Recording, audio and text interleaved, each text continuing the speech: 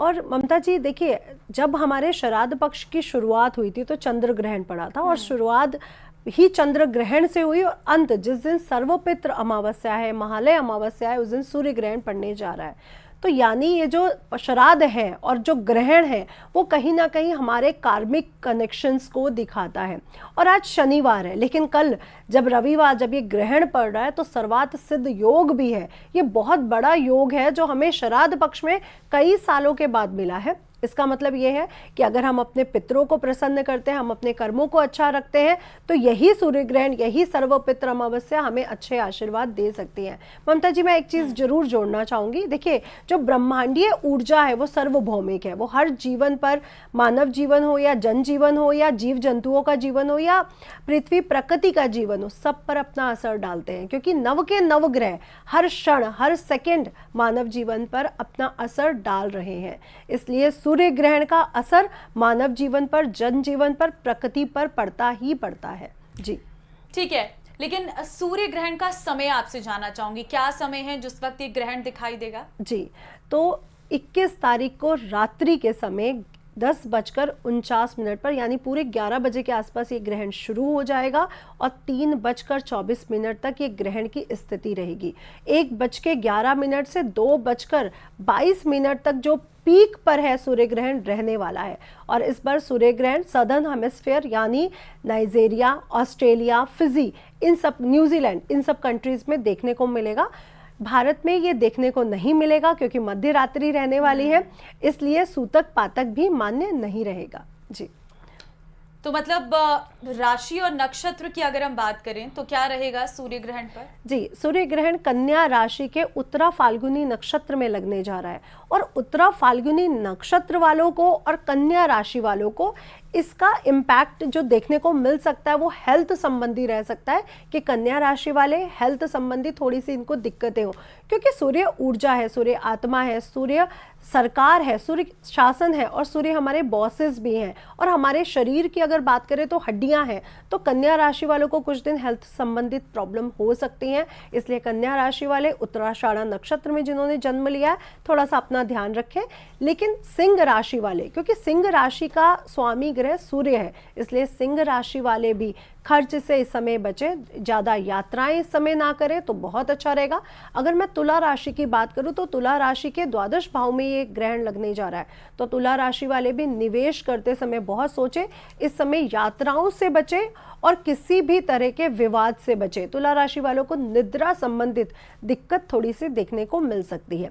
वृषभ राशि की बात करूं ममता जी, तो वृषभ राशि वालों को इस समय डिसीजन नहीं लेने हैं, कोई भी बड़ा डिसीजन मत लीजिए और अपने रिश्तों को संभाल के रखिए, बच्चों के साथ थोड़ा सा समय बिताइए तो बहुत अच्छा रहेगा। मकर राशि वाले, मकर राशि वालों के भाग्य में ग्रहण लगने जा रहा है, तो इस समय यात्राएं ना करें, कोई बड़ा डिसीजन ना ले, किसी से विवाद में ना पड़े।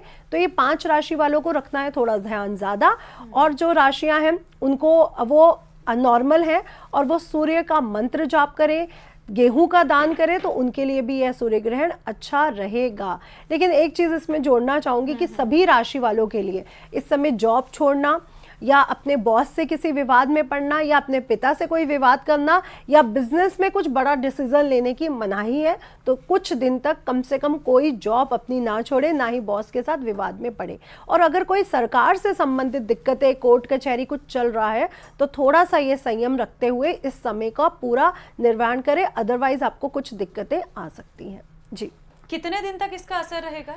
देखिए, जब चंद्र ग्रहण लगा था तो उसके 90 दिन तक असर रहेगा। तो चंद्रमा जल है, मन है, सूर्य आत्मा है और फायर एलिमेंट है, अग्नि तत्व है, और कन्या राशि पृथ्वी तत्व है। तो इसका असर 90 दिन तक तो रहता ही रहता है, 3 महीने तक।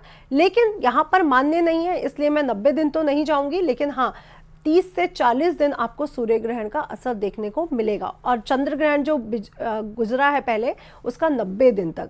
तो अभी आप देखेंगे ममता जी की कोई जंगलों में फायर संबंधित कुछ आग लग जाना, कोई फायर संबंधित कोई एक्सीडेंट्स होना, दुर्घटनाएं होना, स्पेशली भारत के जो पूर्वी क्षेत्र है वहाँ पे कोई जंगलों में आग लगना या कोई बड़ी दुर्घटना या सुनामी आना, ये चांसेस बने हुए हैं। और जो समुद्रिक क्षेत्र है यहाँ पे कुछ ना कुछ होने की संभावना है। और अगर हम सदर्न हेमिस्फीयर की बात करें तो वहाँ के लोगों को भी इस समय फायर से संबंधित कुछ दिक्कतें देखने को मिल सकती है, जैसे गाड़ियों की दुर्घटना हो जाना, एक्सीडेंट्स हो जाना, या जंगलों में आग लग जाना, या फिर अपने घर पर ही गैस से संबंधित आपको इस समय थोड़े से प्रिकॉशंस लेने चाहिए।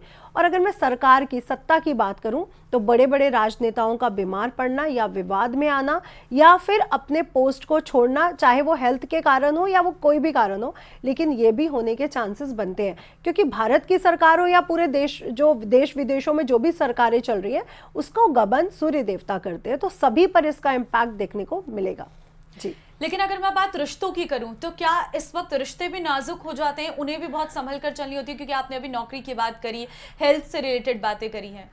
जी, सूर्य हमारा पिता है, तो सभी राशि वालों को अपने पिता के साथ रिश्तों का इस समय बहुत ध्यान रखना होगा, क्योंकि हो सकता है श्राद्ध पक्ष चल रहा है, सूर्य ग्रहण लग रहा है, सर्वपित्र अमावस्या है, तो ऐसा ना हो आपके पिता के साथ या बड़े बुजुर्गों के साथ रिलेशनशिप खराब हो। इस बात का 12 के 12 राशि वाले ध्यान रखेंगे।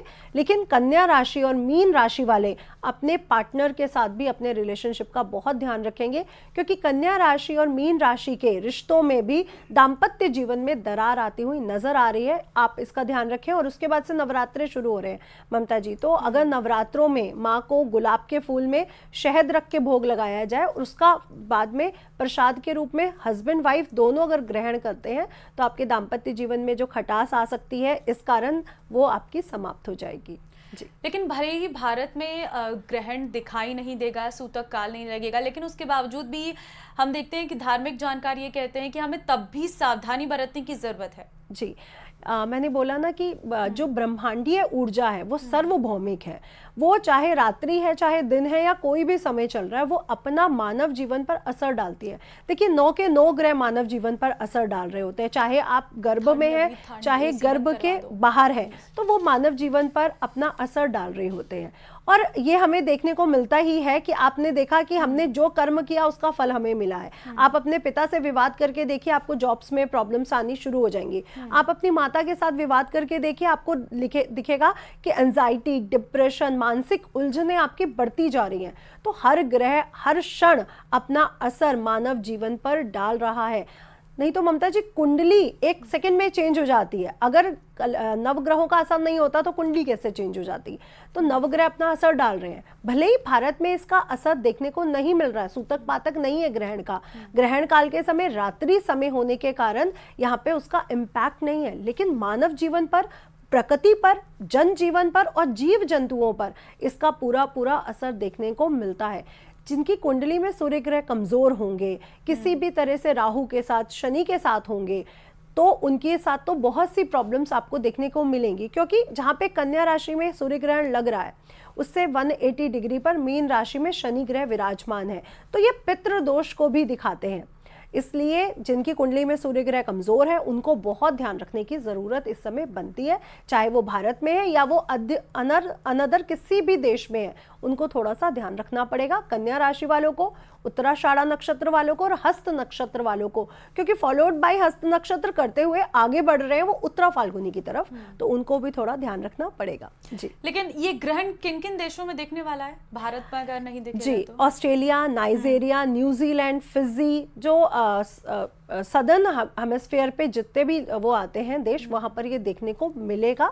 लेकिन नेपाल, पाकिस्तान, श्रीलंका, भारत, यहाँ पर इसका कोई भी इम्पैक्ट नहीं है देखने वाला। लेकिन देखिए ये दार्शनिक चीज़ है, क्योंकि लोग इसको बहुत देखना चाहते हैं, बच्चे बहुत वो रहते हैं कि सूर्य ग्रहण को देखना है। ये दर्शन मात्र तो है ही है, लेकिन इसका इम्पैक्ट विश्व में हर मानव जीवन पर इसका इम्पैक्ट देखने को मिलेगा, क्योंकि ये सूक्ष्म सूर्य ग्रहण है। यानी ये जो सूक्ष्म ग्रहण लगने के कारण ये पूरे विदेश और देशों में हर जगह तो नहीं देखने को मिल रहा है, वो कहीं कहीं देखने को मिल रहा है, लेकिन इम्पैक्ट सब पर डालेगा, हर मानव जीवन पर इसका इम्पैक्ट देखने को मिलेगा। देखिए कहा जाता है कलयुग में जब जितने सूर्य ग्रहण पड़ते हैं उतनी कलयुग की आयु खत्म हो जाती है, उतनी वो कम हो जाती है, ऐसा हमारे शास्त्रों में नियम अनुसार लिखा गया है।